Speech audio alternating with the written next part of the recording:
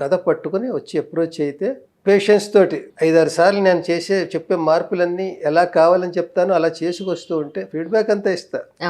చేసుకొస్తే అతను రైటర్, మళ్ళీ డైరెక్టర్ని వెతుక్కోవాలి. ఇప్పుడు నేను డైరెక్షన్ కూడా ఇప్పుడు వద్దనుకుంటున్నా. ఓన్లీ అన్ని నేను చూసుకుంటూ పర్యవేక్షణ చేసుకుంటూ క్రెడిట్స్ వాళ్ళు తీసుకుంటూ వాళ్ళని కూడా ఎంకరేజ్ చేసినట్టు ఉంటుంది. నాకు కూడా పని తగ్గుతుంది. నా పనే వాళ్ళ చేత చేయిస్తాను. అలా లేరు ఇప్పుడు జనాలు. ఎలా ఉన్నారంటే అర్జెంట్గా బాహుబలి అందరూ తీసేయాలి, రాజమౌళి ఒక్కరు తీయడం ఏంటి?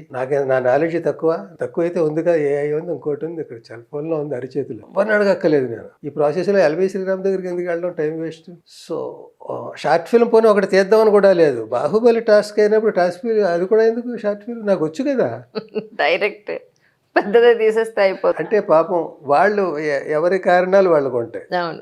వాళ్ళు కూడా ఇంకేం చేయలేరు. ఇవన్నీ ప్రాసెస్ చేసేంత జీవితం వాళ్ళకి లేనట్టు ఫీల్ అయిపోతున్నారు. 20 వచ్చేటప్పుడు 21 ఏడాదిలో వరకే మన జీవితం అన్నట్టు అయిపోతుంది. అందుకని ఇదివరకు ఇట్లా లేదు కనుక, కరోనా ముందులా లేవు ఇప్పుడు. సో ఎక్కువ మనం లేకుండా అన్ని తీయకుండా కొన్ని తీద్దామని దాంతో